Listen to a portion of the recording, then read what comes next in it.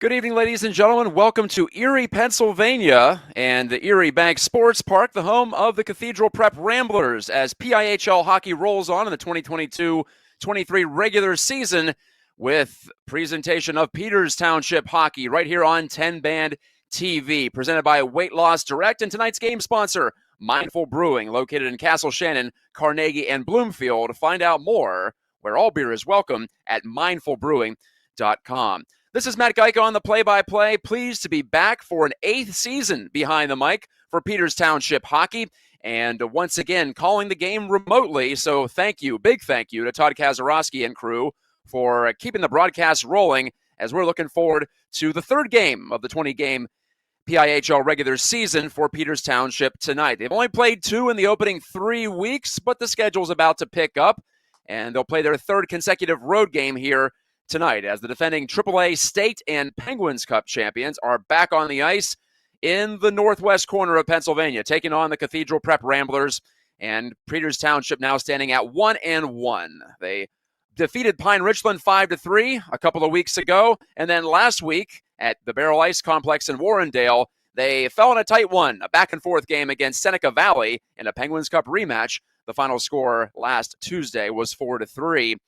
And you watch that on 10 Band TV, as called by Matt Potchak and produced by Todd Kazarowski. William Tomko, the sensational sophomore for Peters Township, scored twice in that game and added an assist. And Ben Kovac, also on that top line, picked up 3 assists of his own. In fact, the top line of Tomko, Kovac, and senior Austin Malley combined for 7 points on the night, but it was not enough as the Indians absorbed their first loss of the season. Goaltender Kyle Thomas got his first start of the year. The junior, who played a significant amount of the time between the pipes for Peters last season, got the loss, but he did stop 18 of 22 against what looks to be a very solid Seneca Valley team. What else is new? Peters Township returns 11 skaters and 2 goalies from last season, by the way, when it swept the season series against these Cathedral Prep Ramblers, winning both games by a combined score of, get this, 16-1.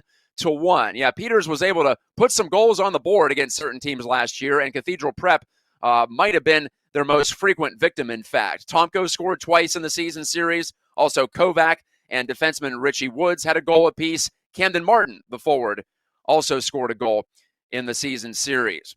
As for Cathedral Prep, they went 3-15-2 last season for a last-place finish out of 11 AAA teams. They were outscored 90-35, so not a season that the Ramblers and their head coach Mark Sprickman want to remember, and they've done a good job of turning the page here as they have burst onto the scene in 2022-23 with a hot start. They've won 3 out of their first 4, and they're tied for second in Class AAA, 2 points behind Seneca Valley with those 6 points already acquired on the season. The Ramblers bring back 13 skaters themselves, led by last year's leading point man, Braden Sprickman.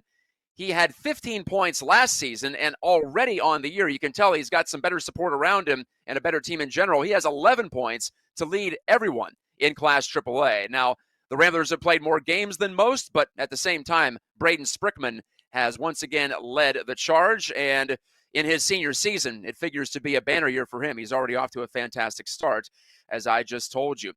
Cathedral Prep has missed the playoffs 2 years in a row. That's a rarity for a proud program. But this team has not advanced in the Penguins Cup since 2018 when they made the semifinals. The Ramblers won it all in 2016. In the first year, the finals were held at the UPMC Lemieux Complex. So it has been a while since they really went deep in the postseason. And like I mentioned, last year was one they would like to forget, and they're moving on quite well. They lost their opening game this year, did the Ramblers, at Mount Lebanon, but the Ramblers have now reeled off 3 wins in a row, including a revenge victory over Mount Lebo a week ago. Sprickman scored twice to give him 7 goals on the year to lead Class AAA, and Tanner Ball, returning goaltender, stopped 25 shots to lift his season save percentage to a sparkling .943. Both Sprickman and Ball lead Class AAA in those respective categories, goals and save percentage. And for Cathedral Prep, it's been about goal prevention. They've scored 3 per game, but they've given up under 2, which is the best mark so far. It's still early, but definitely kudos to Cathedral Prep and their coach, Mark Sprickman, for getting things turned around. And those 13 returners, I'm sure, still have that bitter taste in their mouths from last year. Peters Township, of course, coached by Rick Tingle, And PT is always in the mix for the championship. They won it all last year, as I mentioned, both in Western PA and across the state, taking the PIAA title.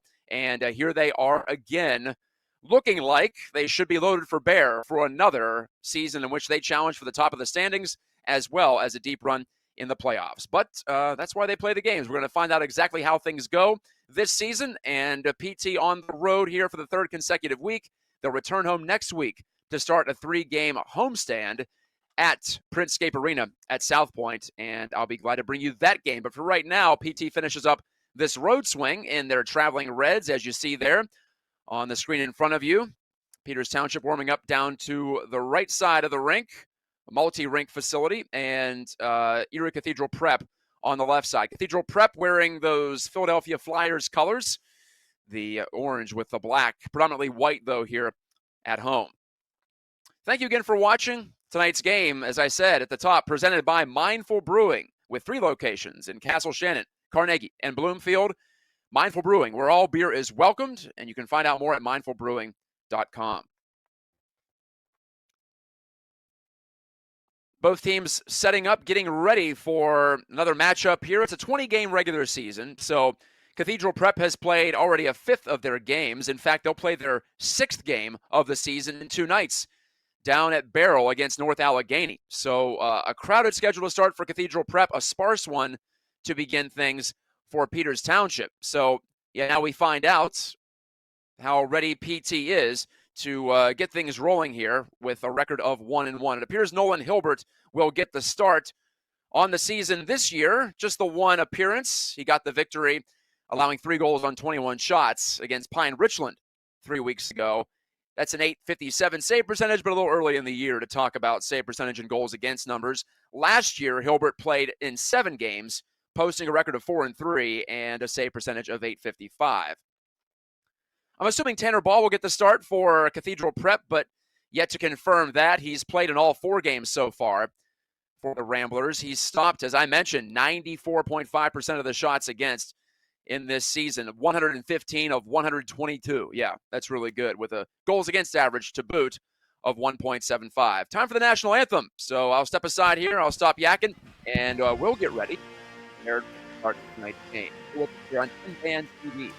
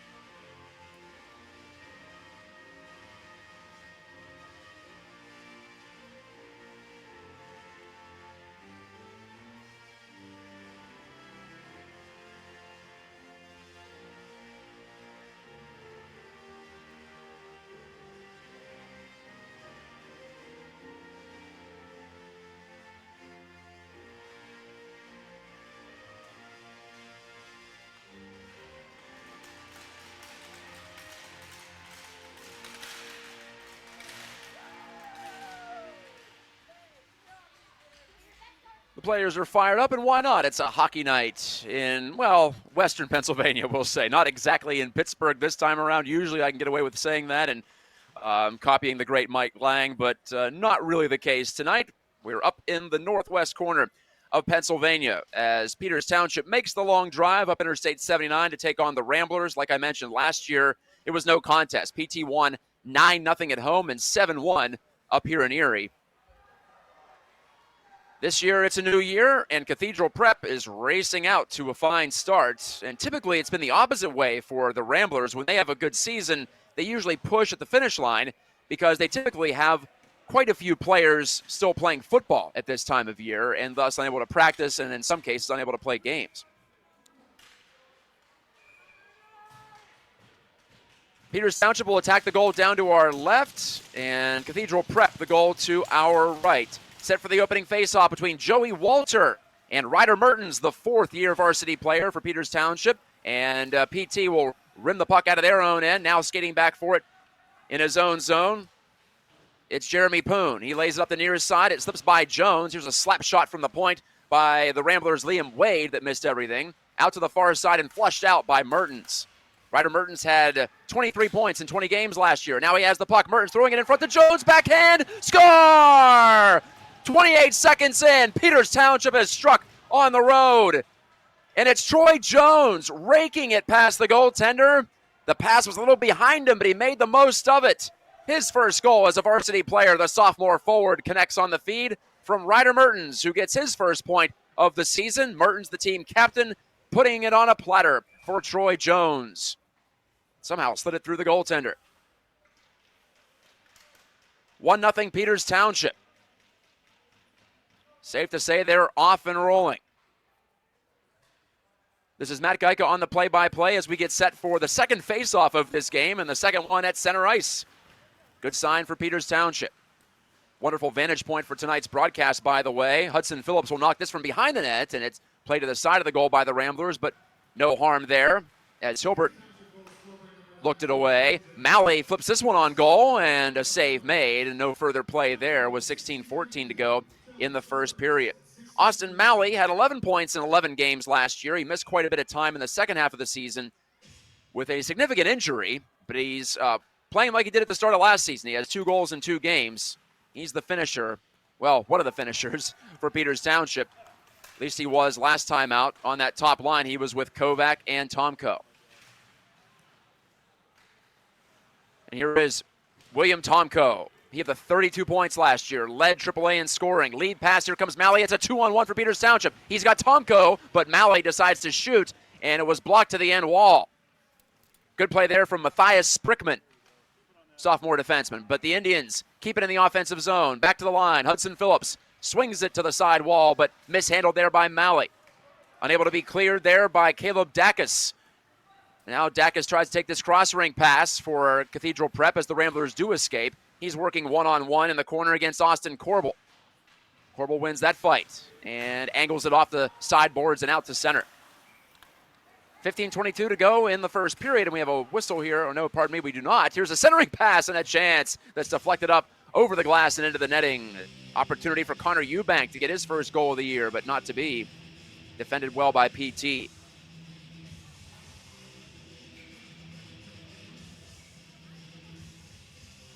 Face-off coming up to the left of Nolan Hilbert in the Peters Township goal. It's back to the point. That's where Ashton Duccini handles. Duccini steps up and shoots one on a half slapper. That didn't get through. From the low slot. Trying to knock it out of the zone, Caven Fisher. Unable to do that. Fisher now stapled to the boards by a couple of Ramblers, including Matthias Sprickman up on the play. Now stepping up from the point is Duccini. Got it down low, and he retreated back to the blue line. Drew Alexander played in 7 games last year, looking at full-time work this season so far. The pass goes through Luca Maeda, another player for whom that characterization applies. Maeda, as the puck goes out of play, skated in 4 games last year and had 2 assists in the regular season.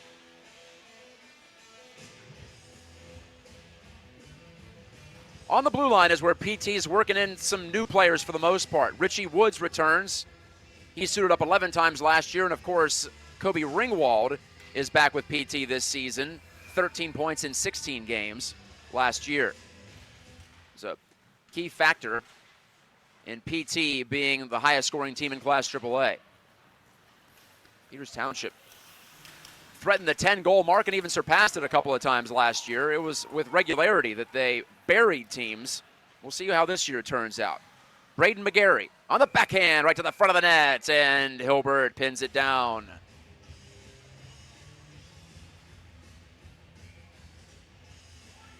Sprickman, Braden Sprickman that is. There are 2 Sprickmans, I should mention, in addition to the head coach. But Braden Sprickman, number 74, was the only Rambler last year with double digits in points. He had 11. 15, I should say. He has 11 already this year. And if there's one individual stat to tell you how good it's been so far for the Ramblers, it's that one. Puck swatted toward the front of the Peters Township goal, and there is that man I talked about, Kobe Ringwald, distributing it with no problem off to Ben Kovac at the side wall. He tosses it high into the air. It drops down at the red line. Fight for it there in the neutral zone. It's tossed past Kovac.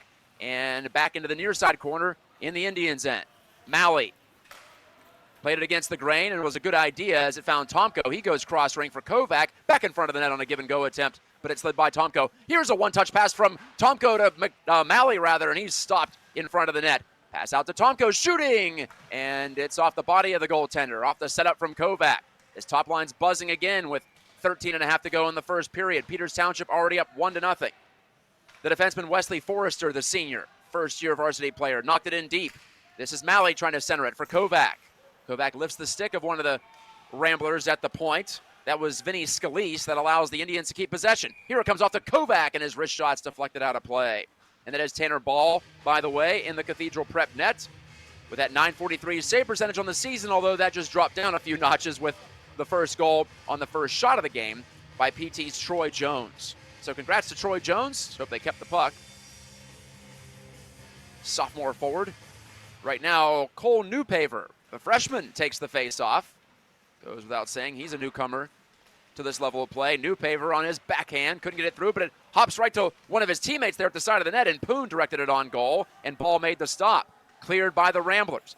Back to retrieve, Hudson Phillips. He goes D-to-D near his side, and distributed out into the neutral zone by Peters Township's Corbel. Back to take it again, Phillips. Lost control of the puck. Ramblers have it. Try to center. They were looking for Logan Taylor in the slot. One of 5 Ramblers with at least a goal on the season. Now back out to the point. Liam Wade dumps it down in deep. From behind the net, Corbel swats it away. Back behind, sharp angle chance, and that's off the outside of the net from Logan Taylor. Side of the goal, pinned down by Nolan Hilbert, and that stops the music with 12:26 left in the first period. And by the way, I did mention Richie Woods is a returner this year on the blue line for PT. Always brings the passion, very competitive player. Unfortunately, he was injured playing football. He's out for the remainder of the football season, but they are hoping, the PT hockey coaching staff is hoping, that he'll be back for the midpoint of the puck season. Back to the point, a slap shot from Braden Sprickman. That didn't get through. I should mention Sprickman's, that was, it was Sprickman, I should say. That was number 74. Should mention that he's a defenseman with all these points on the board. And here he dangles in over the line, but lost control. Good defense there by Jones, the goal scorer, early in this game. 5 minutes gone in this first period. Jones trying to get on this loose puck, and it slipped up and not against the screen. Still stays in play as Mertens looks forward at center ice. So it'll be taken on the far wing and tossed right by the head of Mertens to the near wing. Mertens on it here, centering. Oh, it was going to be an open net, but Camden Martin couldn't take the pass. Martin had 12 points in 17 games last year. Looking for point number 1 on the season here, although with an asterisk. On the road, you don't get some of those assists that you might get at home. Nothing against the official scorers, but that's just how it goes. You're more familiar with your team at home, and so you might be more inclined to give assists. Seeing Peters with 8 goals on the year, not a lot of assists on the board, so I do wonder if that's more about the scoring decisions than it is the actual production of the players. Either way, this is Mertens leaning in. Mertens trying to get by the defending of Duccini, but he could not. Good play from Ashton Duccini, sophomore rear guard. He passes it up to center, and it's deflected in deep by the Ramblers. Trailing at 1-0 to Peters Township. This is Matt Gajtka on the play-by-play. Erie, Pennsylvania is the site. The practice home of the Erie Otters is the rink that the two teams are participating on tonight. Right to the front of the net. Here's a chance. Hack and whack time. Slid right through the blue paint and able to be taken there. Here's a shot from the outside and a save made by Ball. So Peters Township buzzing in the offensive zone. Wesley Forrester to the near side with a 5-foot pass. It's deflected ahead into the O zone by Drew Alexander. It was the Alexander brothers last year, just Drew this year. Turning away from pressure, Luca Maeda. He swirls in behind the net on the forehand. Maeda tried to pass it, bounced right back to him. Good break. See what he can make of it as he tries to reverse the flow. Sprickman checked off a man, but following up, Drew Alexander handed it off to Zach Palmieri, who got into a few games last year. Did not get a point.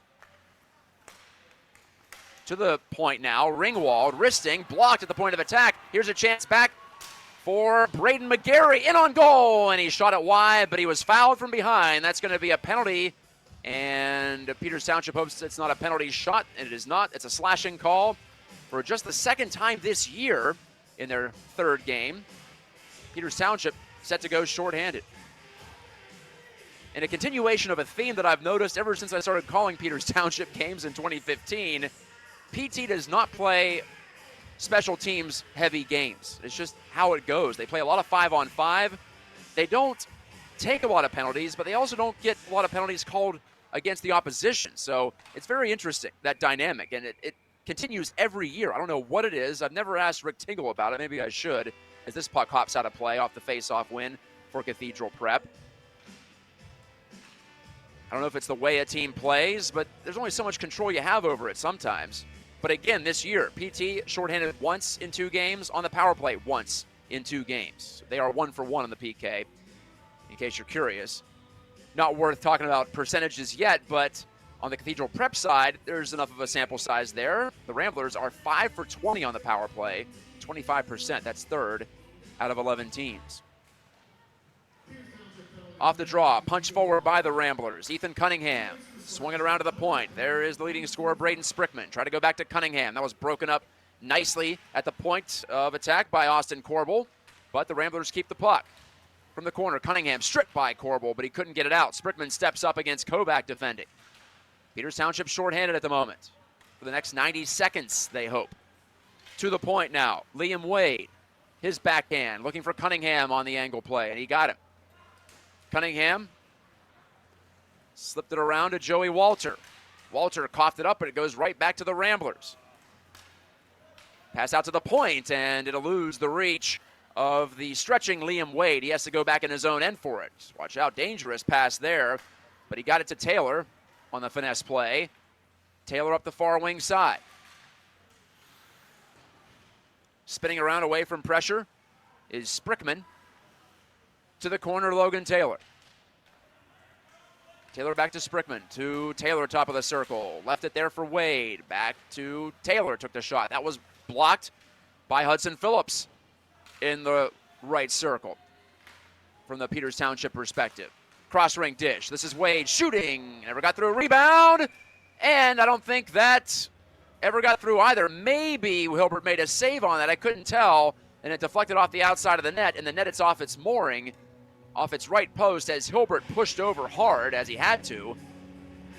Looked like a half-open net. We'll take a look here on the replay, courtesy of Todd Kazarowski and crew on the road tonight. The shot got through, and maybe did get a piece, did Hilbert. Hard to tell. I apologize to Nolan if that was a great save, but I just can't quite make it out here on the feed. Sometimes in hockey, you do your best.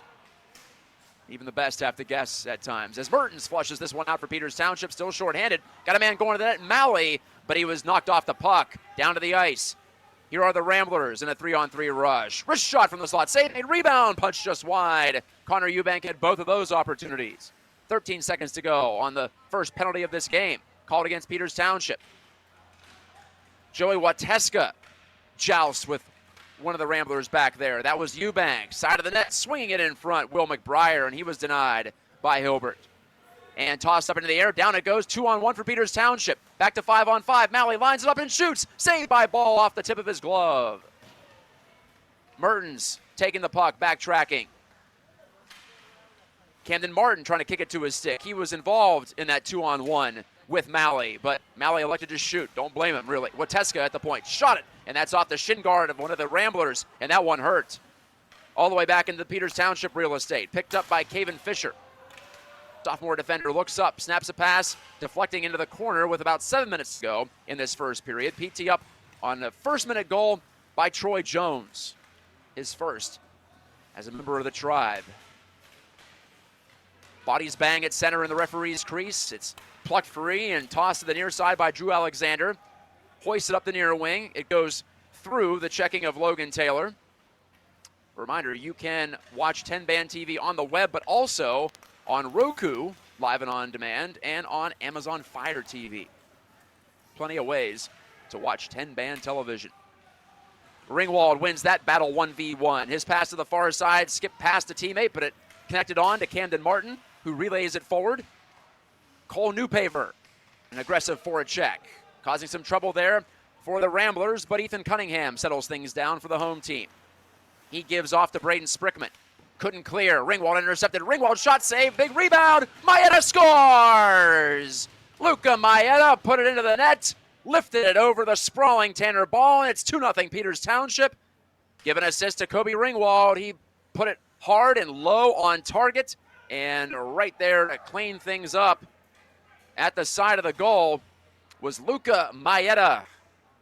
His first point of the year, his first goal as a Peters Township Indian. So I sense a theme, although Maeda is not technically a rookie, still an underclassman as a sophomore, and only played in the 4 regular season games last year. He had 2 assists, but now add a goal to his ledger. Maeda on the follow-up chance at the doorstep. 2-zip PT trying to make it 2-1 on the season. They're off to a fine start. Last week, they had to play from behind against Seneca Valley. They were down 1-0 and 2-1 in the first period, and then 3-2, and eventually 4-2 in the third period before Malley scored a late one, but not enough for a comeback. Trying to chip a pass in front was Maeda, the man who just scored, but that was defended well by the Ramblers. Back to their own line, and PT's Wesley Forrester pops it off the near side boards. Off the wood, Palmieri pursuing, but not going to get there in time. Cleared all the way back down into PT territory. Check thrown by Braden McGarry, but Peters Township moved the puck away from that side of the net. Now picked up by McGarry again. His wrister blocked by Wesley Forrester. About 5 feet in front of him. Forrester couldn't find it. Teammates do, and they bang it off the body of Liam Wade. And here come the Indians again in transition. Kovac right to the front. And where's the puck? It's under the glove of Tanner Ball as he's sprawled out in the crease. Kovac using speed to get around the edge. Ben Kovac, just a junior, after averaging 1.5 points per game, essentially, in the regular season as a sophomore. So this combination of Tomko and Kovac has 1 year remaining after this one. And, of course, Tomko started as a freshman. He's got 2 more years of eligibility after this. We're going to be looking at number 28 in red and white for a long time. Speaking of him, he's dumped down on a check. Might have been a little questionable there behind the Ramblers' net, but play continues on. From the corner, here's Sprickman trying to center it. That was rejected there. Pardon, that was Alex Brown, actually. Now Brown takes, shoots from a sharp angle, never got through. Tapped ahead, here are the Tribe moving on in. 3-on-2 rush and a wrist shot off the blocker of Ball. On the counterattack, we go end-to-end. Scalise trying to center. That connected with nobody in particular. To the far side, there's Brown. Tapping it free. Back out to the point. Blocked there, but a whistle and a stoppage in play with 4.5 to go in the first. And it's a penalty against Will Tomko. He'll have a seat. Elbowing. The call from referee Spice, and now he's going to have a chat with Tomko, who requested it. I wonder if there was some frustration there. Tomko was stunned by that check behind the Cathedral Prep net moments prior to that penalty. So maybe some emotion spilled over there. I'm not sure. Elbowing is the kind of penalty that is often associated with emotion, if I may say so, as Brown guides it behind the PT net. Taking a bump to make the play. Wateska, and out to center it goes. Short-handed chance for Martin, 1-against-1. Martin cutting inside, shooting, and that was blocked by Braden Sprickman. Now it's settled by Liam Wade, who does a button hook in his own end. 20 seconds gone on the Tomko penalty for elbowing. Sprickman, the right-handed shooting D, settles in as he sets sail into the attack zone. From behind the net, picked up by Fisher of Peters Township, and he clears it with no trouble. All the way down 200 feet. We're a third of the way through the second penalty against PT in this game. They killed off the first one with little trouble. Sprickman bursting ahead. Steps on the brakes against Martin. Fed it across for a one-time shot that missed everything. Rebound, half-open net as Hobart had a hard time getting back to the near side post, but Cunningham couldn't direct it on goal. Under a minute to play on this power play. Cunningham out high for an open man there. Wrister by Eubank is blocked. Blocked by Martin, I think, as now Peters Township goes on the attack shorthanded. Swinging to the inside, it's Mertens. Number 21 in red. Mertens sat down on his backside, and that's a penalty. Mertens, an outstanding job to draw that call. Working 1 against 3.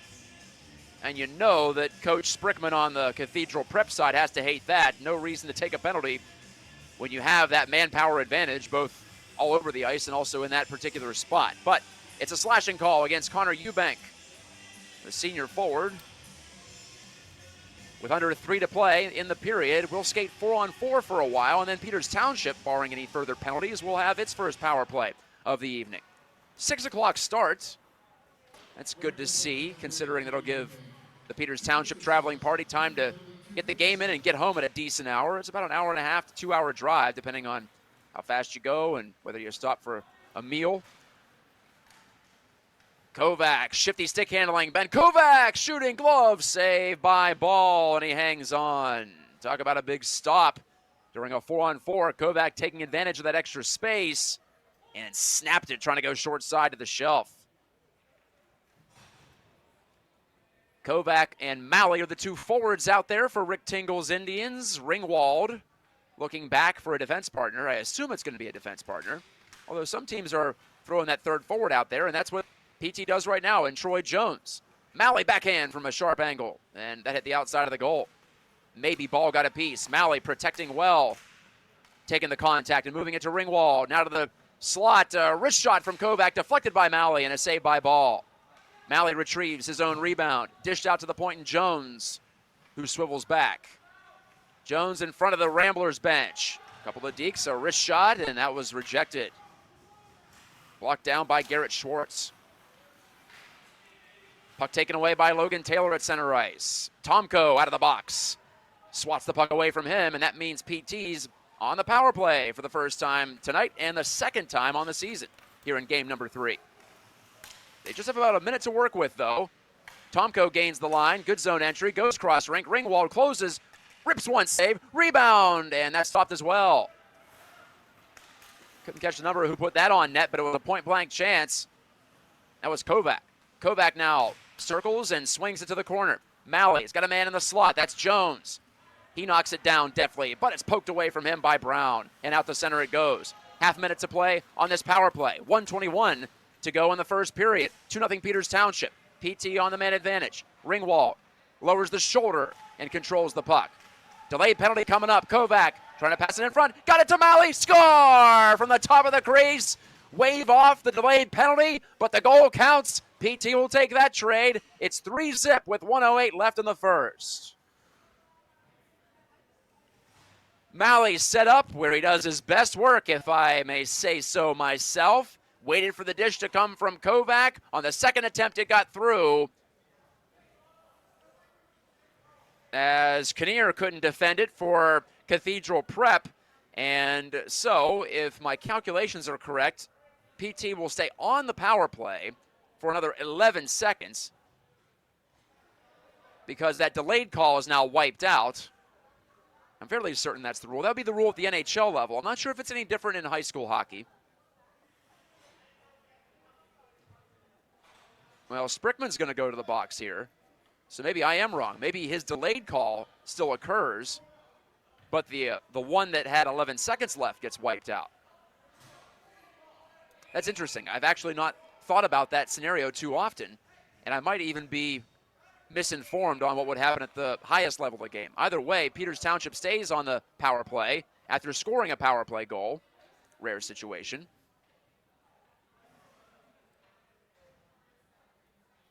Mertens, Newpaver, and Martin are out there for Peters Township. Mertens controlled the draw, and PT up 3-0.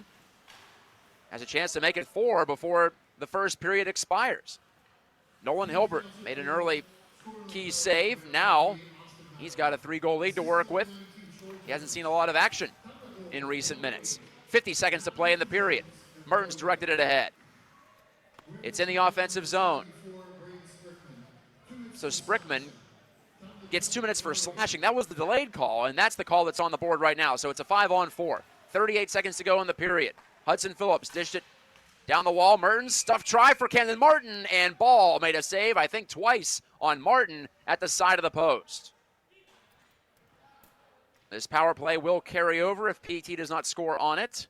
Peters Township gets its first power play goal of the year on just its second opportunity. This is opportunity number 3. So for right now, they can say they're a 50% power play.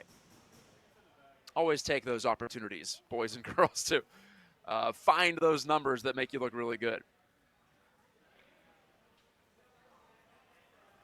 Well, I mentioned last year, PT made it a trademark to pour on the goals early. They outscored opponents last season 40-15. They have 5 of their 8 goals this season, well, coming in, 5 of their 8, in the third period. So a little bit of a reversal. In fact, in most of the years I've called Peters Township hockey, this would be season number 8, believe it or not. My math is correct. Most of the seasons, Peters Township wins by attrition, and the third period is usually their period. However, last year, they were such a prolific offense, they put so many games out of reach early on that you actually had to worry a little bit come playoff time. How would they handle the close games? Well, it turns out they handled some close games really well. And they won the whole thing, both in Western PA and throughout the state. We have an equipment problem with Tanner Ball, the Cathedral Prep junior goalie. So we can look ahead here. Up next for Peters Township, Mount Lebo comes calling. First home game of the season for the Indians. That's next Tuesday, November the 1st, 9 p.m. face-off. So polar opposite of tonight. And that begins a 3-game homestand for Peters Township. As for Cathedral Prep, they're at North Allegheny in 2 days. So they play 6 games in the month of October. It was the opposite type of schedule for Peters Township last year. They played, I want to say 14 of 20 after the break. Maybe it was 12 of 20, I should say. 12 after and 8 before. But I know it was lopsided, and I know the second half was especially busy. So Ball's still working on that equipment. He is bareheaded at the moment at the right face-off circle, as you could probably see on your device screen. Again, this is 10 Band TV, produced by Todd Kazarowski and crew. I'm Matt Gajtka, calling this game remotely through the magic of the World Wide Web. You can watch 10 Band TV on Amazon Fire, on Roku, or just on the good old internet with your browser. And the in-game entertainment crew has a sense of humor. We hear the Jeopardy theme, always welcomed. Although not usually used in a derisive way against the home team, but I think it's more playful here than anything.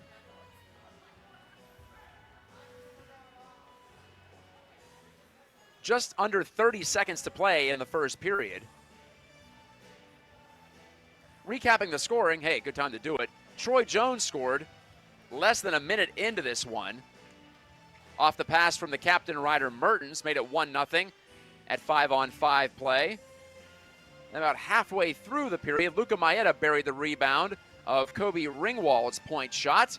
And just a moment ago, well, more than a few moments ago now with this delay, but Austin Malley scored his 3rd goal this season off the pass to the goal mouth by Ben Kovac on a power play, and that power play continues for Peters Township, or at least it will whenever the goaltender Ball can get his equipment act together. There's a close-up of the Peters Township bench. There you see assistants Cliff Bumford on the right, Chris Claxon on the left, assisting Rick Tingle.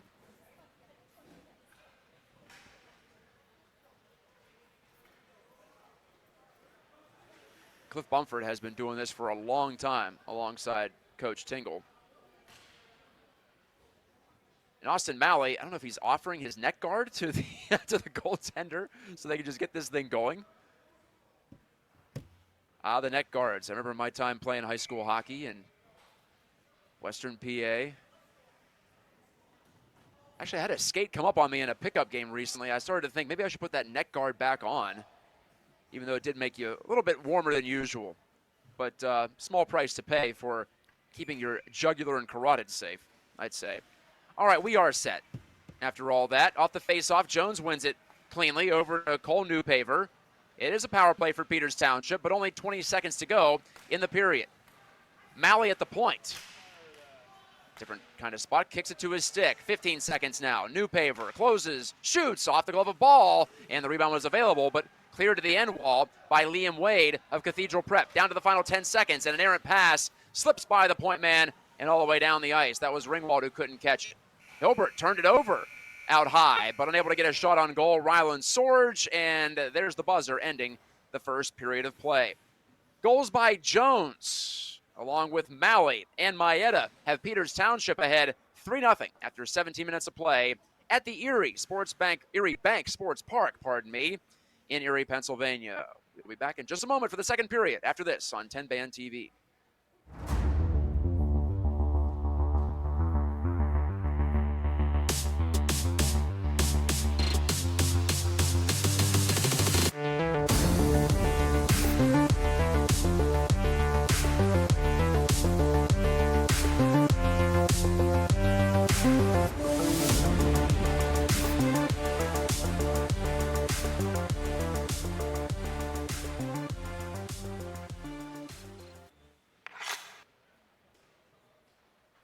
Sounds pretty good. It sounds in time.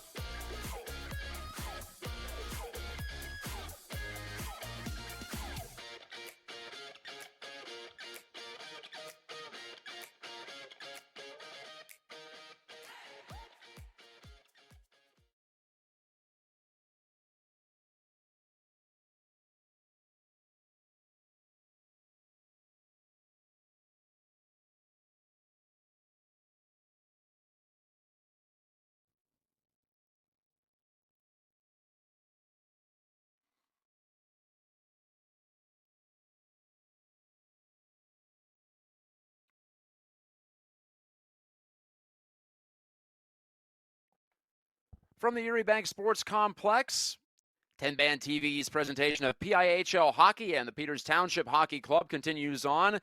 Peters Township with a 3-0 lead, and with 53 seconds to go on a penalty to Cathedral Prep's best player, Braden Sprickman, who's in the box right now for slashing. But the Ramblers of Cathedral Prep win this face-off, and it's spun down the ice by Liam Wade.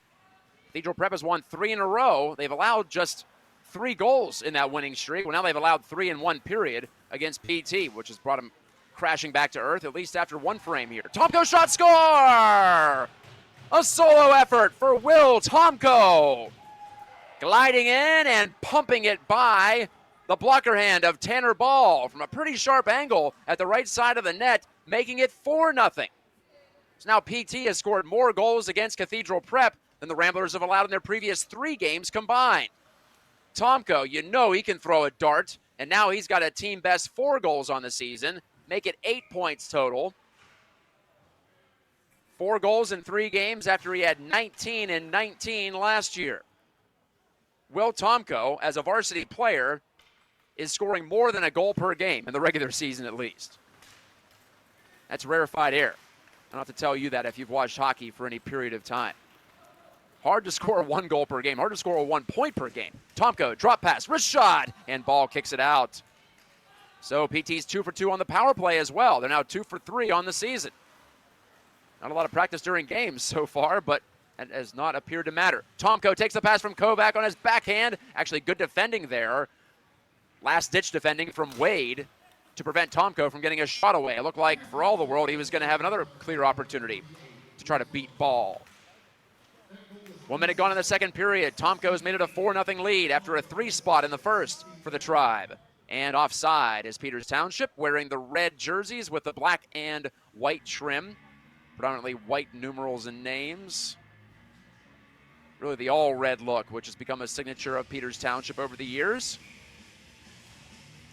Cathedral Prep with that contrasting band across the jersey, which has been known to drive broadcasters mad. At least for me, there's white numbers on the orange band. But even so, not the easiest things to read. I'll say that. I'll get my one complaint in about jersey number contrast. As here's Hilbert knocking down a shot and holding on to it off the attempt from Joey Walter from the side. Walter and Brown out there with Sprickman on defense. Walter's got 3 goals on the year, including 1 shorty for Cathedral Prep. So look out for number 43. Especially look out for 74 as he tries to cut in, but defended well. Good team defending, in fact, from Peters Township. Taking advantage of the mishandle. And Maeda ladles it ahead. Looking into the corner for Bryce O'Donnell. Gets a shift here. Haven't seen him on the ice very much in this game, but now he's out there and pursuing as Brown whips one wide of the goal. High to the right on that wrist shot. Good move from Alexander to the outside. Drew Alexander pulls up, has a man in the middle, and it slid right by the outstretched stick of Zach Palmieri. He was tied up in the slot. Hudson Phillips couldn't handle this one. Senior defenseman, first year as a varsity player. Dish it over to the far side, goes back into Phillips's corner. That's where Alexander helps out, and Phillips pokes it by the defender at the point, and out it goes into the neutral zone. Phillips tapping it forward with Newpaver in tow. And Newpaver charges into the corner, sends Tucker Kinnear flying. But the Ramblers do manage to clear it out to center. Poon. It's a familiar name for Peters Township hockey fans over the years. This is Jeremy Poon, the junior, directing it into the neutral ice area. That's where Maeda will push it further ahead. Maeda knocked down Ramblers, apparently illegally. That was Braden Sprickman, and it'll be a delayed penalty on the way against Peters Township. They'll be shorthanded for the 3rd time in this game. So there I go talking about 5-on-5 play, and we've had now 3 penalties to each side. Maeda jams the butt end of his stick down into that door latch and helps himself get into the penalty box. The call is tripping. Tonight's game presented by Mindful Brewing with 3 locations. In Castle Shannon, not too far from the Ice Castle, in fact, Carnegie, and now Bloomfield as well. Go to mindfulbrewing.com to find out more about where all beer is welcome. Every game this season on 10-Band TV, Peters Township Hockey is proud to have a presenting game sponsor. Cathedral Prep 0 for 2 on the power play. Wade, though, settles it down. Wade gives off to Eubank. Eubank without a point on the season. Wade's got a couple of points. Number 5 near the point. Puck glove down by Sprickman with 11 points on the year, including 7 goals for Cathedral Prep. Couple of those on the power play. Eubank. Peters Township keeping the puck to the outside, though, not letting the Ramblers get into any of the prime scoring areas. And here they are with the puck and backhanding it out to center. Mertens wanted to hook up with Malley, making a beeline up the center of the ice, but could not do it. Here's Walter. Out to the point. Rister, save made. Glove save by Hilbert, and nothing further from that. Sprickman pumping it on goal in a bid for goal number 8 on the season. Not to be. I mentioned that Rick Tingle's back behind the bench. Well, not literally tonight. He is on vacation in Las Vegas. Have a great trip, Rick. Las Vegas, where former Penguin Phil Kessel tied the NHL's all-time Ironman record last night against the Toronto Maple Leafs. And if he takes the ice tonight in San Jose, which he's expected to, he'll be solo Ironman in NHL history. Phil Kessel, of all people. How about that?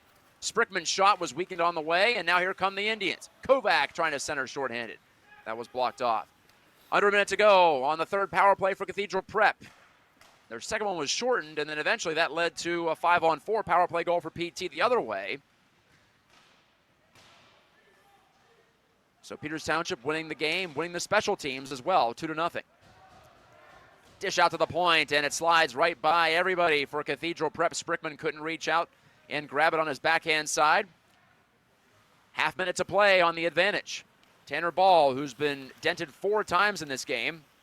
He allowed just 7 goals total in the first 4 games combined, and just 3 in his previous 3 starts.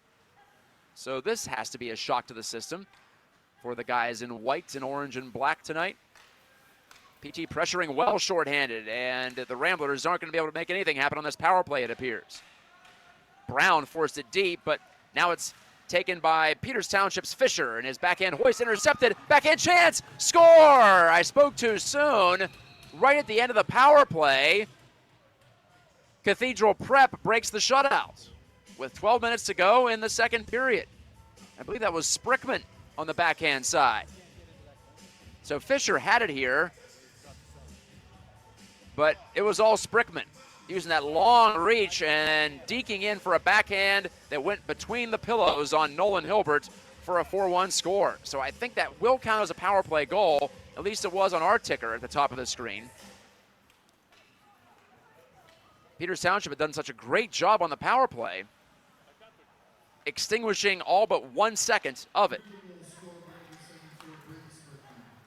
Sprickman gets his 8th of the year, leading all class AAA players. He's scoring nearly 2 goals a game from the blue line. You can see why there. Talk about dynamic. Big and fast. That's a deadly combination. Combination I wish I possessed back when I played. I'll have to settle for big, I guess. Big-ish. As Martin couldn't take this exit pass for Peters Township. Still a 3-goal lead for PT. That's the same lead they had going into the second period. After an exchange of goals, 1 each on the power play. This is Jones, who scored the first goal tonight. Troy Jones, and he elects to pull it out to center ice. Russian Red Army style. That's what they used to do back in the day. Don't like what you see? Regroup. It's become more in vogue in hockey in North America these days, but mainly in 4-on-4 and 3-on-3 situations. Martin left it. New Paver couldn't drag the puck to fresh ice in the middle of the rink. Charging ahead, Ryland Sorge, the sophomore. A bit deliberately lost control of the puck now as he's confronted in the corner by Hudson Phillips. Under 11 to go in the second period. 1 goal apiece in this second frame, and we have a penalty coming up against Cathedral Prep. It was just out of my view as Sprickman dumps it in the empty net well after the whistle. That never goes well. That's never received well. And the check in the neutral zone penalized. Braden McGarry is headed off for at least 2 minutes. Might have been a charge or a board. It looked like it was that sort of situation developing just below our camera.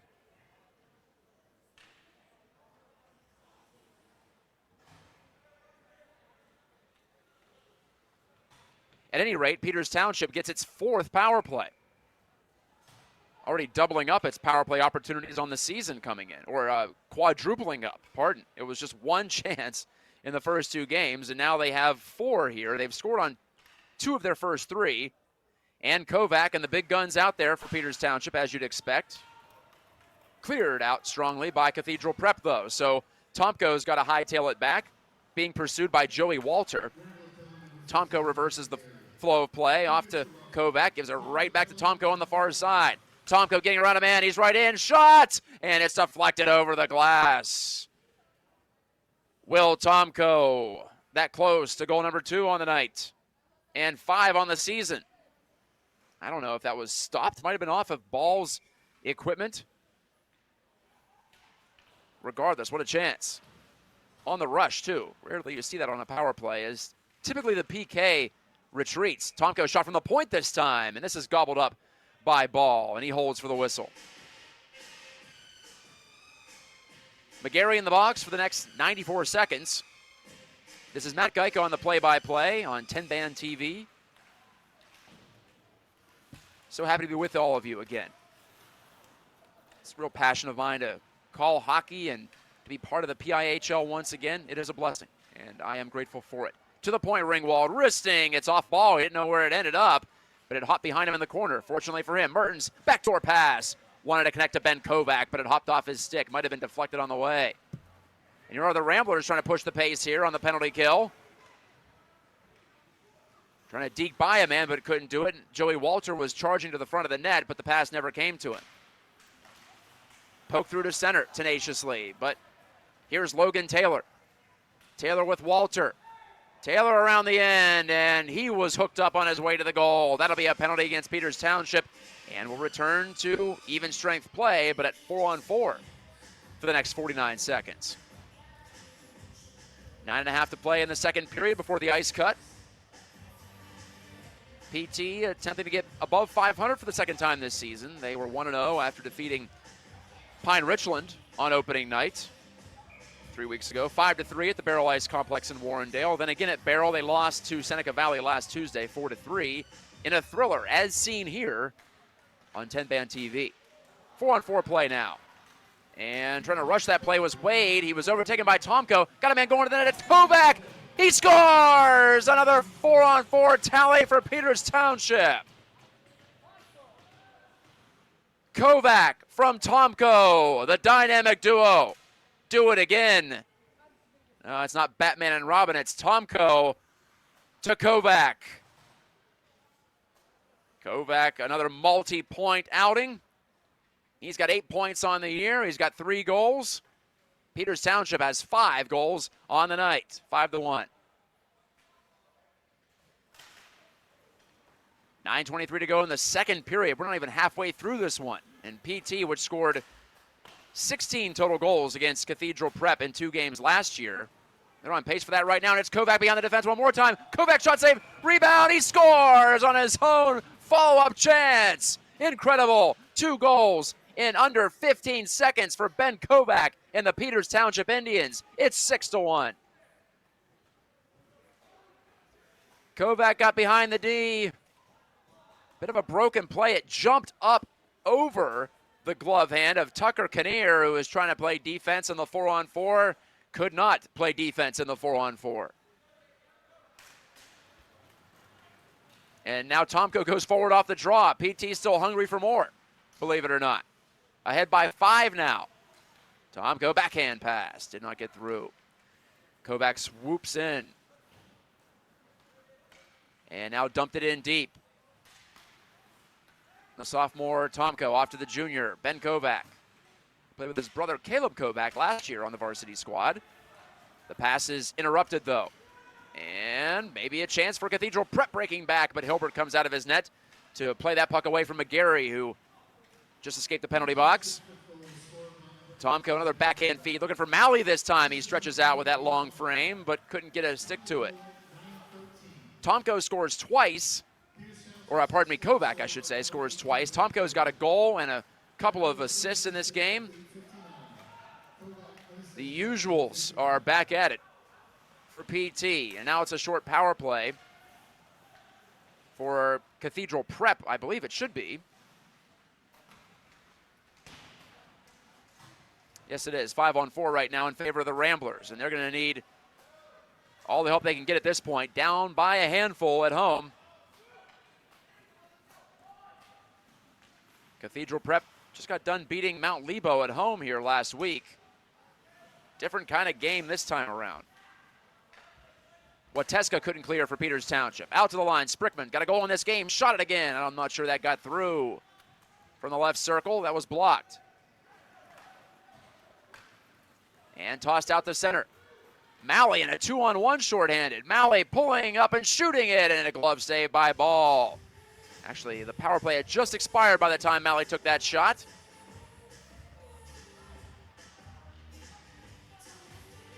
From the Erie Bank Sports Complex in Erie, Pennsylvania, this is PIHL High School Hockey Night Live on 10-Band TV. Thank you for joining us. With Peters Township ahead by a bunch, reminding all of us of last year's offensive juggernaut squad. Palmieri behind the net with that pass. It's off to Maeda, back to Palmieri, or at least he tried to go back to him. But that dish was interrupted. Duccini tried to clear far side. Stepping up there was Gajtka, but he couldn't keep it alive. Cross-rink pass, zone entry here for Cunningham and the Ramblers. He pulls up in the corner. Left it back to the point. Duccini goes cross-rink, cross-corner in fact, trying to find Logan Taylor. He played it behind the net for Joey Walter. Walter, number 43, trying to pry it loose and did, but it comes free to Peters Township with 6.5 to go, and I think we just have another penalty called here. I heard a whistle.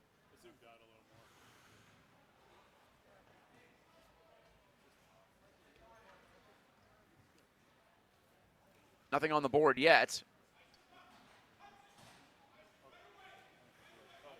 But it is called against Drew Alexander, the 2-minute minor.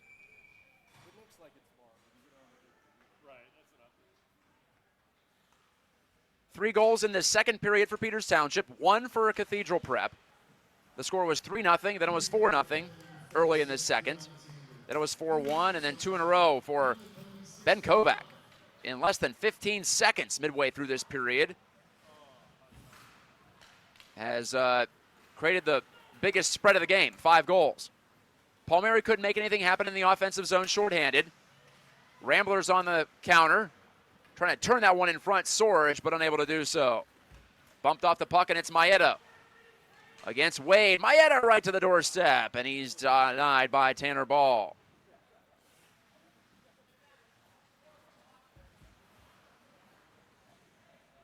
On the pressure here, good hustle from Cole Newpaver. Tip of the spear forward checking, shorthanded. Maeda steps up. Best way to, or pardon me, that was Camden Martin, I should say. Best way to defend shorthanded is to have the puck, if you can.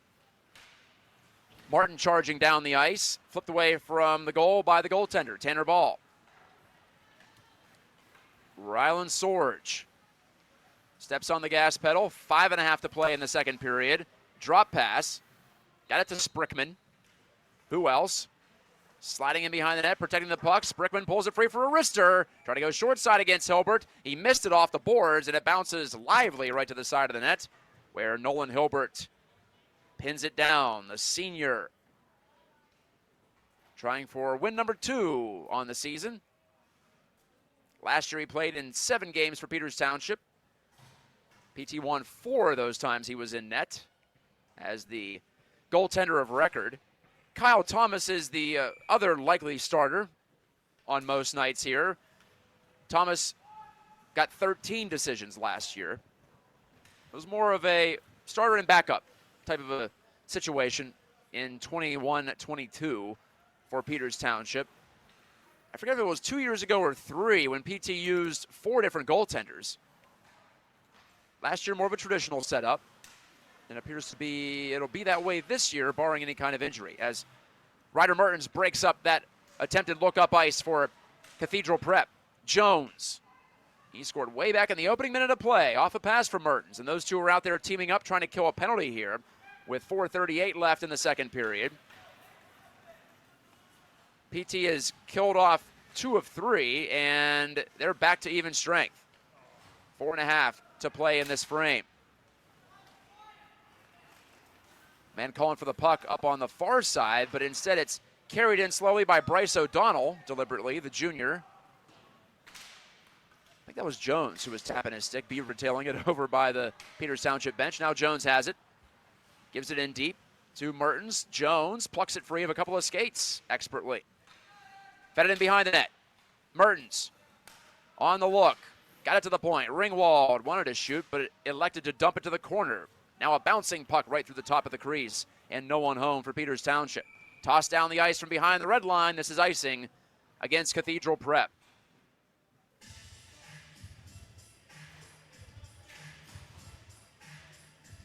Ben Kovac has 2 goals in the game. Tomko has 1. Also Maeda. Also Troy Jones. Also Austin Malley on the score sheet for PT. Braden Sprickman has the only goal of the game, as you might imagine, for Erie Cathedral Prep. His team and league leading 8th of the season, and just game number 5 for CP. Poon's in front of the net looking for a pass, but now he's got to try to join the forecheck behind the net. Didn't work out. Ramblers break it out, down the right wing. Circling the goal, Sprickman shot it, score! How about 9 goals now for Braden Sprickman, this time from the tops of the circles. Powers it by the glove hand of Hilbert. It's 6-2. The Braden Sprickman show continues unabated. And a lovely pass from behind the net by Vinny Scalise, the freshman, by the way. He was the one who took that lead dish down right wing, decided to circle the goal. And always a good idea to look for number 74, I would say, if you're wearing white tonight. 9 goals, 13 points on the season for Sprickman, averaging more than 2 points per game to this point. Icing against Peters Township. Now it's a 4-goal lead again. 3:17 left in the second period. Peters Township on the road. Peters Township has played the fewest games in AAA, tied with Bethel Park at 2 apiece. They're just finding their skating legs, you would imagine. The announcement on the goal, Sprickman gets his second of the game. Kovac, his backhand feed to nobody on the right wing side. But Tomko teams up there with Fisher to keep it alive. Tomko strong on the puck, fed it off to Kovac. Backside play again, Malley, and somehow he couldn't get it by Ball, who holds his ground and makes the save and gets the stoppage. That looked like a tap-in for Austin Malley, not to be. Austin Malley, also a great golfer. Mutual friend, David Kuhn is his instructor. His coach at Peters Township, boys golf. Always a strong squad. They produced quite a few collegians over the years. I always see Malley on Coach Kuhn's Instagram account working on his game. Here's a shot from Tomko. That was stopped. Yes, Malley's a big hitter, long. As you'd imagine with that long reach, using the leverage well. As they say, you can't teach that. Malley can't teach that either in a lot of settings. Backhand chance on the deke. And Malley puts his hands up to his face in frustration. It was quite the move to shake free, but his backhand stopped by Ball. He said, forget about my short game. How about this? As you get a look at it on the 10-band TV replay. See you later, Logan Taylor. And the backhand, oh, I know why he was upset, because the puck got behind the goalie, but the whistle sounded. Off the draw, Martin right to the front of the net. That's deflected away to the corner. Here's Troy Jones. So it wasn't because Malley didn't score that he was frustrated. It's because his shot created a rebound, which was wiped out by an early whistle. And speaking of a whistle, here's something behind the play. And you know these officials are going to be keeping an eye on things with the score being what it is. Jones off to the box for roughing for Peters Township.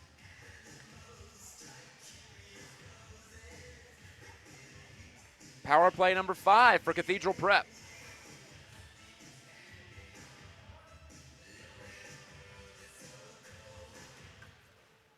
Jones filling up the score sheet in a couple of different ways. His first goal, his first penalty minutes as a member of the PT Hockey Club. Walter deking to put the puck in the skates of Ryder Mertens, but he couldn't get by him. And Peters Township clears. Now Martin got past the first back checker, but not the second. 2-on-4 rush here on the power play for Cathedral Prep. So now they predictably try to pull up Sprickman, confronted by a couple of Indians. Scalise in the corner had the assist on Sprickman's most recent goal. Braden Sprickman hat-trick watch at the moment, but not at this moment, as it's cleared off the sideboards by Kovac. 1:18 left on the Jones roughing penalty. Troy Jones in the box, new name for PT this year. Clear down the ice. Corbel, no icing here. Corbel couldn't get it out of his own end on the near wing wall. Walter hacking at it, trying to fish it loose, and he does. But now Tomko ran into a man. The puck drifts behind the goal. Blind backhand pass by Will McBriar. Haven't called his name much tonight. In fact, that was the first time, I think. Out to the point and by Walter. Here's Tomko. 2-on-2 chance for Peters Township. Tomko wanted to finesse a pass to the front, but that was easily defended. Tomko again couldn't get that one through. Kovac ran into a man. So did Tomko. Fell down, took the worst of that one, but just 30 seconds to go on this Ramblers power play. And Tomko possessing. Keeping on his forehand side. Was fouled on the penalty. That power play goes away for Cathedral Prep, and the Sprickman done for the next 2. 31.8 seconds left.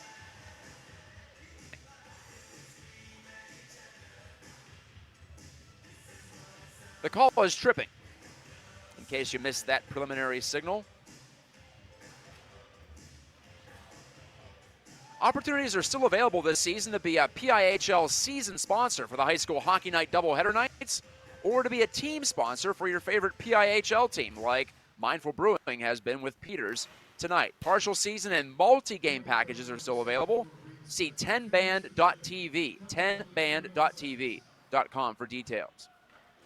Power play for PP, or PT, trying to get going on the PP. Once again, Alexander, 15 seconds to go in the frame. Pulled the puck into his skates to avoid the checking of Alex Brown. Jones out of the penalty. Hops on it here. To the point, 2 seconds. Ringwald shooting at the buzzer, and it's off a body in front and wide. 3 goals in the first period for Peters Township. 3 more in the second.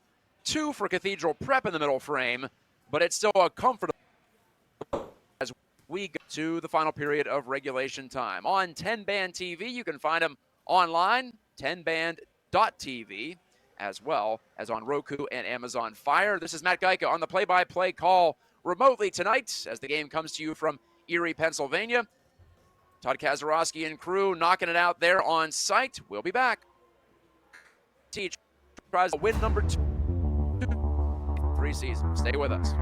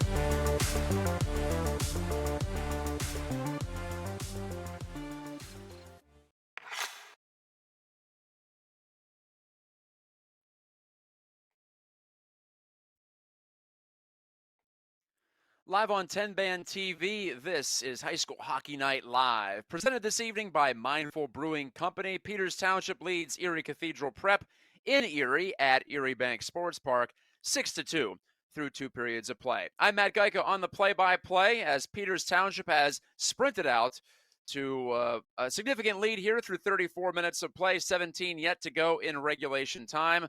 PT, which scored 16 goals against Cathedral Prep last season in a pair of blowout victories, on pace for something similar this year. And so far, it has been the kind of players you'd expect to be piling up the points so far, as we have Will Tomko with a goal and an assist. Also, Ben Kovac scoring twice in the span of 15 seconds midway through that second period. But also, as I say that, we also have some firsts tonight, including the first varsity goal scored by sophomore Troy Jones in the opening minute of this game, assisted by Ryder Mertens as the captain, the senior captain, fourth-year varsity player for PT, gets his first point of the season. Also, though, Austin Malley connecting on goalmouth play in the first period. He has 3 goals in his first 3 games and still a period to go in this one. And Kobe Ringwald also getting on the score sheet with an assist, a primary assist on the score by Luca Maeda, who scored his first varsity goal back in the first period. So PT making some things happen with its depth as well as its top-line caliber players. Erie Cathedral Prep, which has won 3 in a row coming into this game and was boasting a record of 3-1, they're going to have a lot of work to do to try to get back into this one. And they're going to stick with Tanner Ball, it appears, between the pipes, the junior goalie who's played every minute of every game so far for the Ramblers. He has been touched up for 6 goals tonight. In his 4 games previous to this, he allowed 7 total. On the other side, for Peters Township, Nolan Hilbert has allowed 2 goals on 10 shots. The only guy to beat him has been Braden Sprickman, the defenseman, senior for Cathedral Prep, who now has 9 goals on the year. Penalties in this game have been plentiful. Peters Township has scored on 2 of 4 power plays. Cathedral Prep is 0 for 6, and in fact, Peters Township still has a few minutes, or a few seconds, pardon me, to go on the penalty to Braden Sprickman before the end of the second period. He was called for tripping in the neutral zone. As both teams warm up, this is my first game of the season. Hello. I see that Todd Kazarowski and crew put me on the screen, and happy to show you my face here that goes with the voice that you've heard calling Peters Township games for the past 8 seasons. I got started in 2015-16. Big thanks to Eric Hagman, friend of the program and former hockey dad at Peters Township, who initially connected me with the team. And it's continued on. These broadcasts have through iterations based on the PT-CT television, as well as Pittsburgh Hockey Digest, as well as my own Facebook page at times, and now beautiful high-definition presentation here on 10band.tv, which you can watch on the web as well as Amazon Fire and Roku. And I want to give one more plug to our weekly sponsor. A reminder that game sponsorships are available for your favorite team in the PIHL. Tonight's sponsorship for the Peters Township side is Mindful Brewing, located in Castle Shannon, Carnegie, and Bloomfield. Mindful Brewing, where all beer is welcome. MindfulBrewing.com. Enjoyed the mix of music played tonight.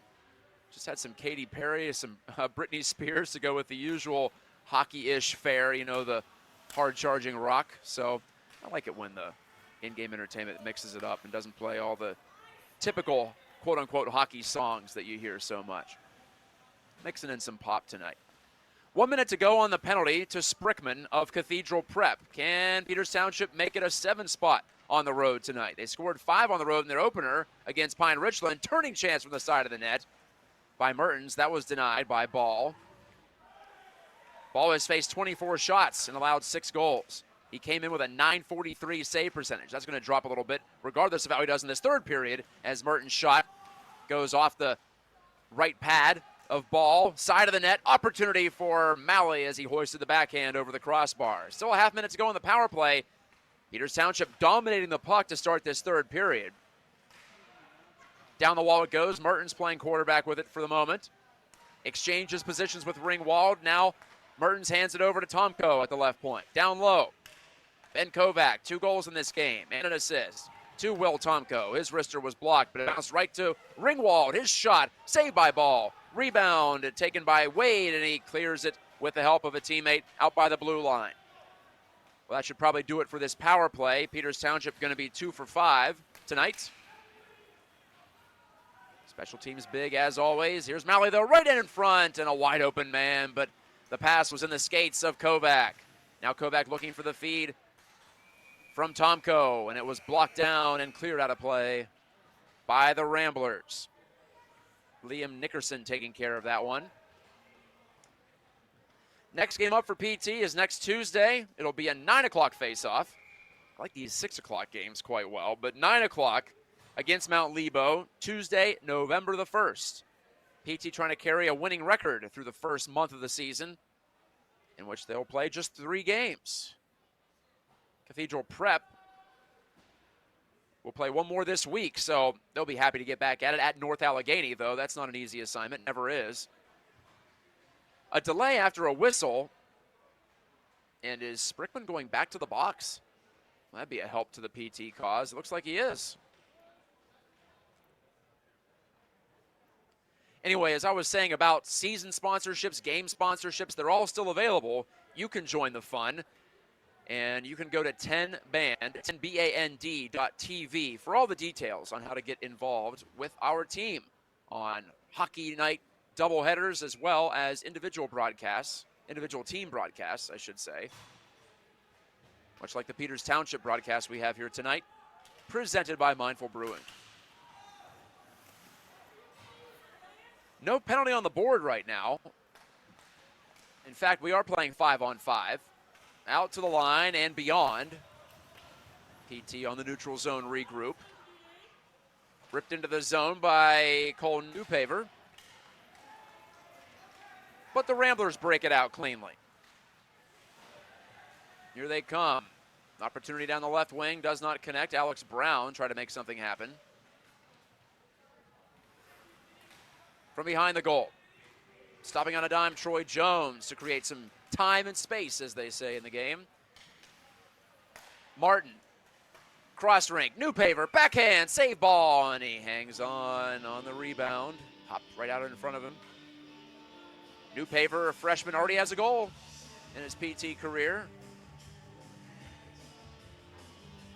We've taken care of 2 other players, getting them to open their varsity accounts. Troy Jones and Luca Maeda, who I thought scored last year, although he only played 4 games in the regular season. Might have scored in the playoffs. I don't have those box scores in front of me.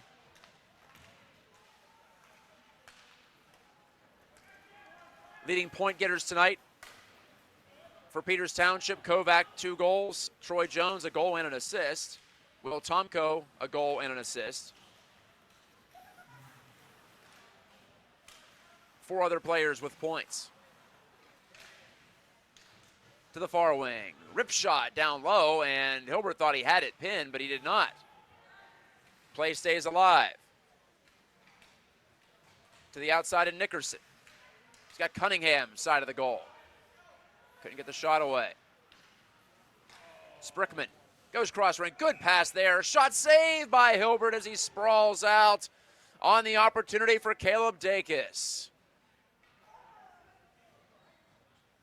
Nolan Hilbert came into this period with just 8 saves, so it hasn't been terribly busy, but of those now 11 or 12 shots he's faced, 3 or 4 have been prime opportunities.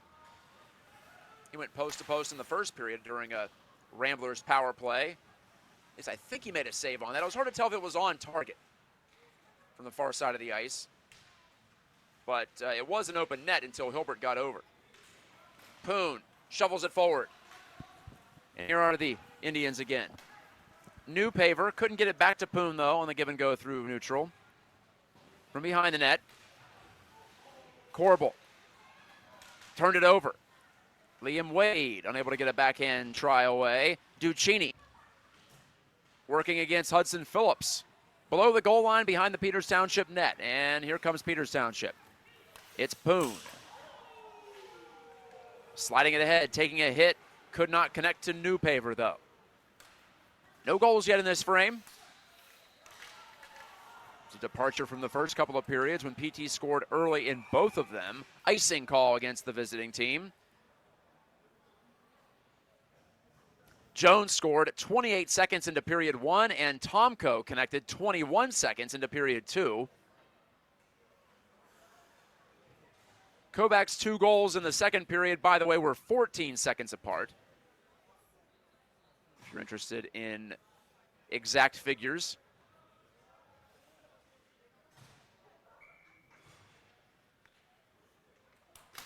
Plenty of penalty minutes on the board. Sprickman's got a couple of penalties for Cathedral Prep. Kobe Ringwald, his counterpart offensive defenseman on the other side of the ice, has 2 penalties as well.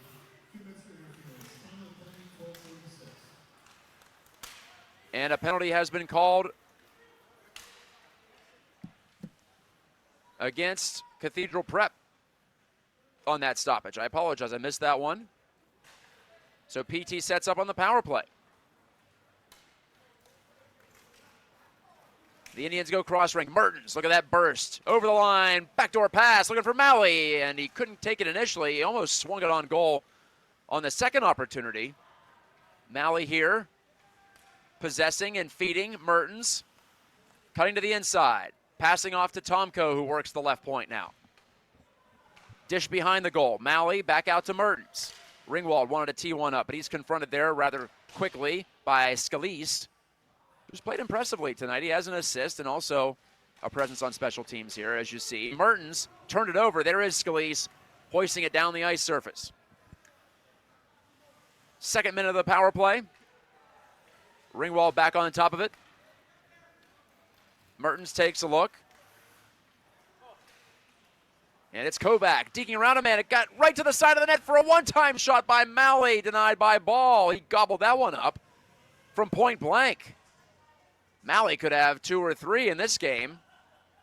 He was unlucky to not get a continuation on a shot attempt he got away late in the second period when the puck bobbled through Ball. This time, Ball literally absorbed it.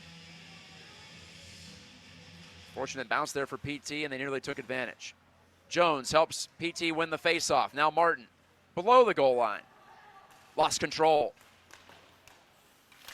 Cathedral Prep's Brown hammers it off the side, Wood. 20 seconds to go on the power play. PT's 6th of the night. Maeda, who has a goal in this game, wristed it behind the net for another fellow goal getter. First-time goal getter in Troy Jones, but he's dispossessed. And cleared down, and, well, I thought it was a power play situation. That's why Hilbert went out. Whistle sounded. Yes, it is a power play situation, so Cathedral Prep should have been able to clear that the length. Oh, that's what it was. It was a delayed penalty against Peters Township. Maeda going to the box.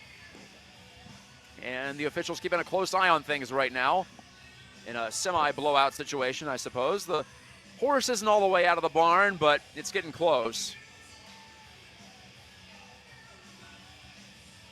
No goals in this period, but that's just fine for Peters Township.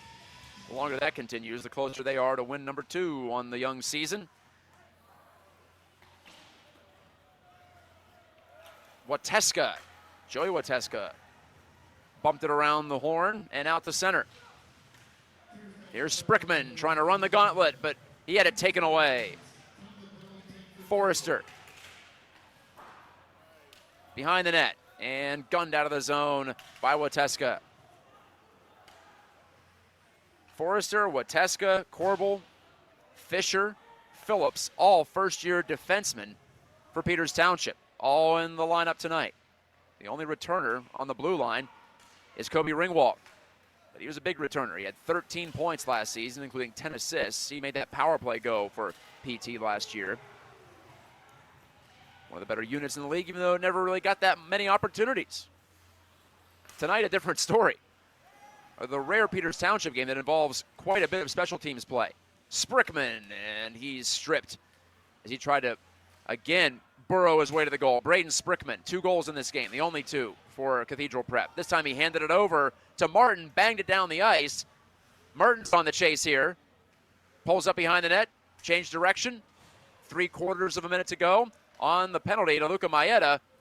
Fine play from Mertens to connect on the near wing to Martin. two penalty-killing forwards. That was Newpaver, pardon me.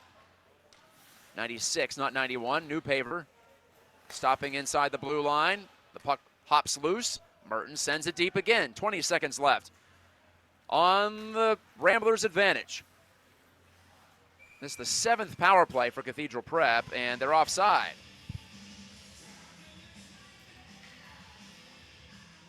Well, by my scorekeeping, Cathedral Prep has a power play goal in this game from Sprickman, but not on the official box on PIHLhockey.com. Interesting.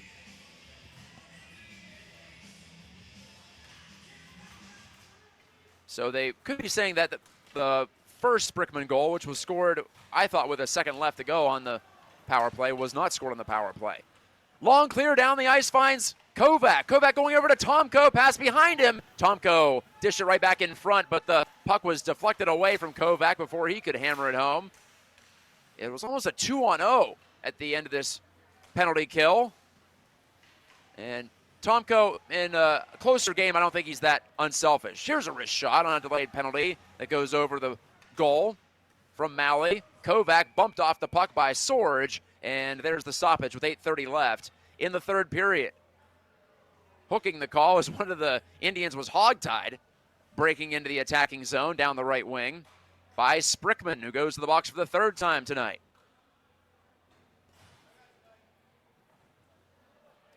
Exactly halfway through the third on what's been a very successful night for Peters Township, playing its third straight road game. This is Matt Gajtka on the play-by-play. Remotely, once again for the second straight season. Ripped over the outstretched glove of William Tomko. And Ryder Mertens, he has the duty to start things from behind his own net. Tossed up the far side by Tomko. He's on it now. Try to send a pass in front. It's off a Rambler's stick, out to the point and into the neutral zone. Mertens with a forechecker on his back. That was Eubank, but Mertens moved it tightly on to Tomko. Ahead to Kovac. Poked off his stick. Tomko tries again. In over the line. Left side to Kovac. It comes back to Ringwald shooting. Clear view of that one for Tanner Ball, but he couldn't glove it cleanly. So Peters Township hops on that rebound with a manpower advantage. But I believe is their 6th power play of the night, according to the official scoring. Ringwald faked the pass one way, instead goes near side to Tomko. Curling out of the corner, it was Kovac. Tried to find Tomko, but the puck went under his stick. Kovac, it's a multi-directional power play. PT can try to set it up out of both sides and from the point too. Here it comes on a Ringwald, try to pick his corner, and he went top right side, but just a few inches outside the right post. Kovac, a chance to line one up, but ball came out, telescoping out of his crease to stop it, and a quick whistle there. And then one of the Ramblers takes exception to Kovac continuing to poke at what was a loose puck in his defense. Tucker Kinnear was the one who got his dander up. Nearing the end of this power play number 6 for PT tonight. Troy Jones gets the face-off assignment for PT against Alex Brown. Brown with Walter. Actually, it was Walter who won the face-off, and now he carries the puck back shorthanded. Trying to work inside against Joey Wateska, but the junior defender for PT did well to hold him off. That's all you got to do on the power play when the shorthanded team's trying to press the issue. Just buy a little bit of time for your teammates to come join the fray. To the front of the net and poked away by Tanner Ball. Final 10 seconds of the advantage for PT. It's Walter circling. He's got a man in front. That's Logan Taylor, but couldn't get it to him. Now Walter again. Man joining the play. It's Sprickman, but his backhand goes right through the crease. Lead pass eludes everybody, and it's icing against Peters Township right at the end of the power play, with Sprickman getting back on the ice. 6:13 to go in the third.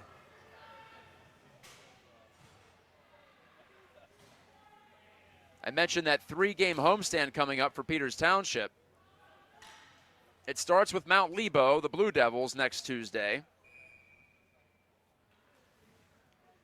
It'll continue on with North Allegheny the following Tuesday, November the 8th, Election Day, and then Tuesday, November the 15th, against Central Catholic at Printscape Arena. All those games coming to you on 10-band TV. The first game at 9, the next 2 at 7 p.m. So you'll be hearing and maybe even seeing occasionally a lot of me on the broadcast side here. Hope that doesn't offend you too much as Liam Wade sits on a puck in the corner. Play stops again. A good thing this game started at 6 because we've had our share of stoppages.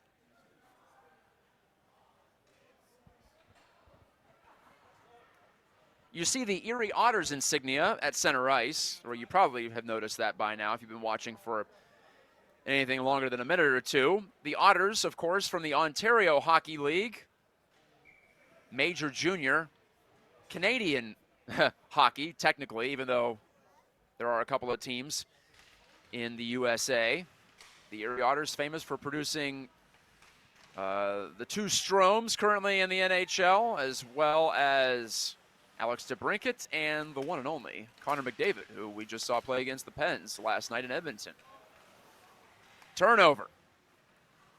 Jones left it for Newpaver, but he couldn't deke by the last defender. And the Otters have been around for a while. They produced their fair share of NHL caliber talent. I would suggest if you are in the Pittsburgh area, make the drive up and check out some OHL junior hockey. It'll be worth your while. Sprickman dragging it to the outside, but defended well, honestly, by Phillips. Well, maybe not, as the hand goes up from the men in stripes in the corner on this near wing side. So Sprickman was fouled behind the net. He is a handful, and Hudson Phillips will sit for 2 with 5:05 left in the third period.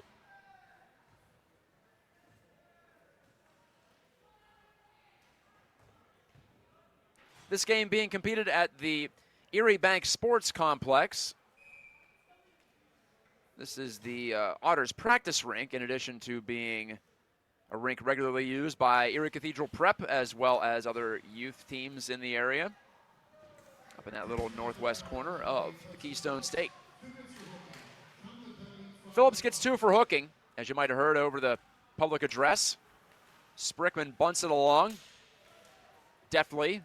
Spinning to try to take that pass was Walter, though, and he was bumped into by a couple of Indians, and it's cleared down by Peters Township.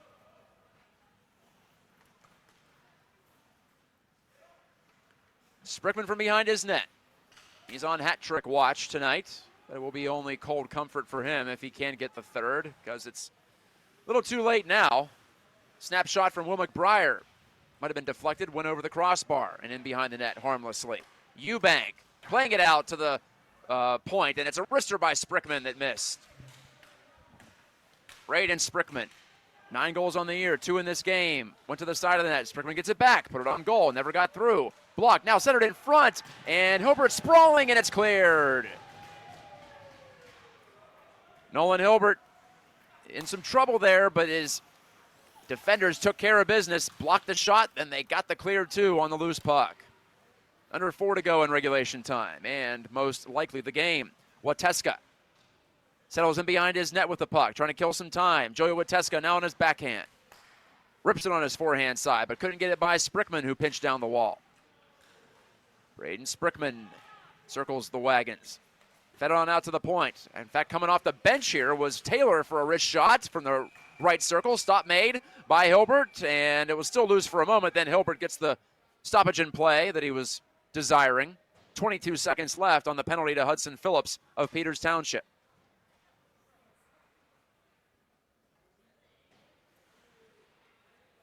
And kindly, Wesley Forrester, the senior D-man, hands his goaltender back his big paddle.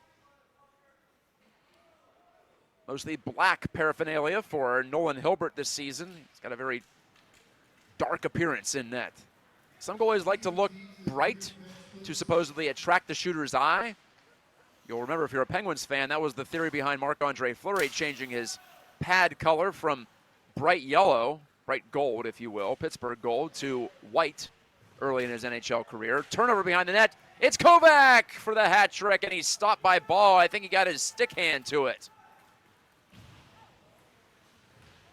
Hip check attempt by Forrester. Didn't knock Cunningham off stride, but worth a shot for the old school type of check. Tonight's game presented by Mindful Brewing as Taylor tries to get by. Penalty is over. Peters Township has killed it off. And at least according to the official game sheet, they are a perfect 8 for 8 tonight on the PK. Picked off by the Tribe in deep. Forrester from the point. Taps it below the goal line with 2.5 to play. And guess what? Another stoppage in play. The goal is off its moorings this time. Behind Tanner Ball, I think.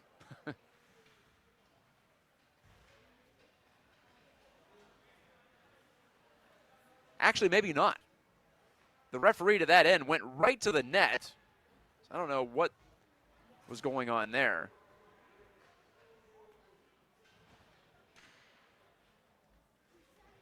Because it appears that we're staying at 5-on-5.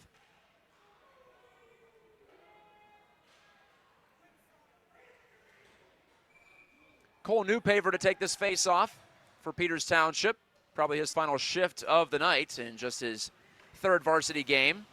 And he controlled it cleanly, but the D-to-D pass goes awry, so Forrester has to back out into the neutral zone.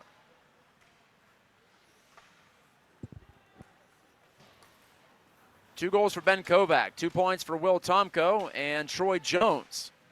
PT's spreading it around tonight. 3 goals in the first, 3 in the second, and nothing for either team in the third. Totally fine for Peters Township. Get some practice closing down games, taking away scoring opportunities. Braden McGarry tried to center. That was taken away by PT and cleared off a stick out to center. Poon reaching out. Couldn't get there in time. McGarry on the regroup for the Ramblers.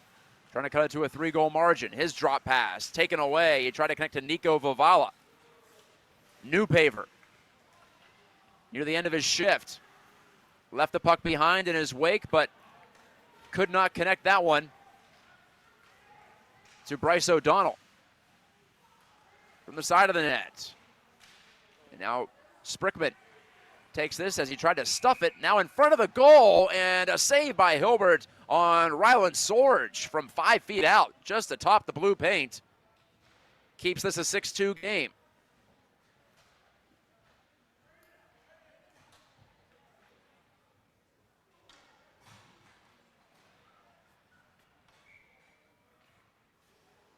The next time these two teams meet will be well toward the end of the season.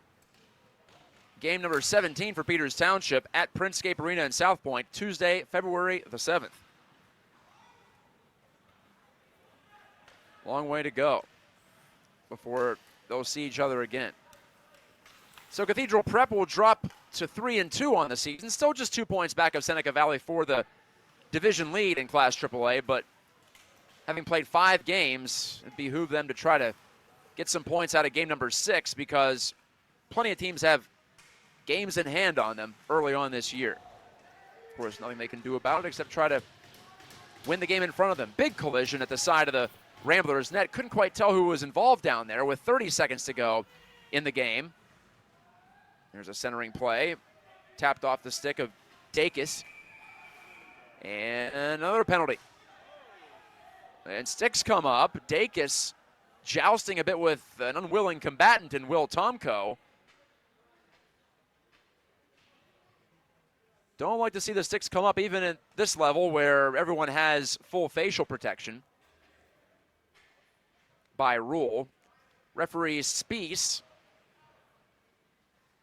headed over to sort things out with the official scores. 23.5 seconds left in this game. And the refs just trying to get this one safely back to the station without anyone getting hurt.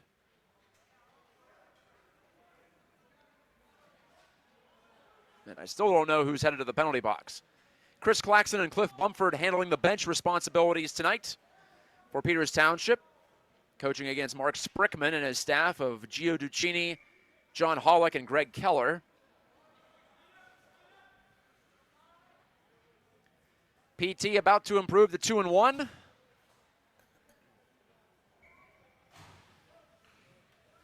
And they'll be shorthanded for the final few seconds of this game, as it turns out.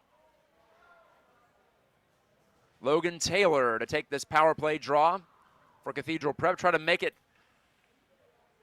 at least a 1-for instead of an 0-for night on the power play for the Ramblers.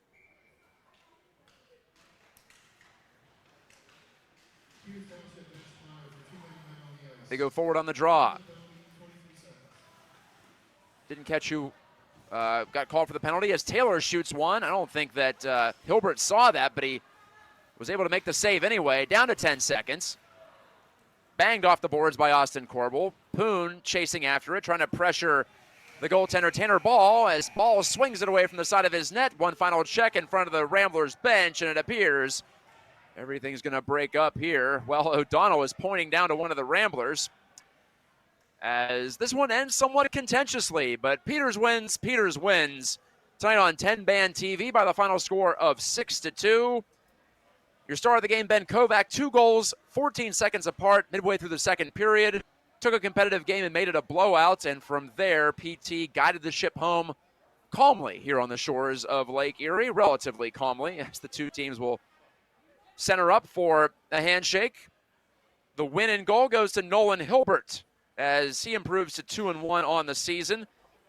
Hilbert in tonight's game, just allowing the 2 goals. Peters Township lit up a Cathedral Prep squad that had allowed just 3 goals in its previous 3 games, all wins, coming into tonight. So all in all, an impressive showing from Peters Township, even though Braden Sprickman scored 2 more goals for Cathedral Prep to raise his league-leading total to 9 in 5 games. Cathedral Prep now 3-2 for 6 points. Peters Township now 2-1 for 4 points. Troy Jones scores his first varsity goal less than a minute in, also adds an assist for Peters Township. Austin Malley scored in the first period, so did Luca Maeda as well. The sophomore scores his first as a varsity Indian. Ryder Mertens, Kobe Ringwald had an assist each. Will Tomko with 2 points to improve his team-leading total on the season to 9. He now has 4 goals and 5 assists. Ben Kovac with a 2 spot in the goal category tonight has 4 goals and 4 assists. Thanks so much for watching tonight. It's been my pleasure to bring it to you for Todd Kazarowski and staff on site at the Erie Bank Sports Park in Erie, PA. This is Matt Gajtka calling things remotely once again this year. Saying goodnight, God bless. I'll talk to you again next Tuesday from Printscape Arena in South Point, PA. Peters Township opens its home schedule with a tilt at 9 p.m. against Mount Lebo. That's on Tuesday, November the 1st. Check out PIHLhockey.com for your complete listing of broadcasts coming up, whether on 10 Band or on Pittsburgh Hockey Digest, and our friend Brian Mitchell running the show over there. Hi, Brian. Good to see you again, at least across the airwaves, and know that you're handling some things and still picking up the coverage of high school hockey in the area. Brian, one of the biggest supporters of high school hockey throughout Western PA, so good to see him back on board for another season, in addition to what we're doing here on 10 Band TV. Again, so long, and I'll talk to you in a week's time for more high school hockey and more Peters Township hockey here on 10 Band TV.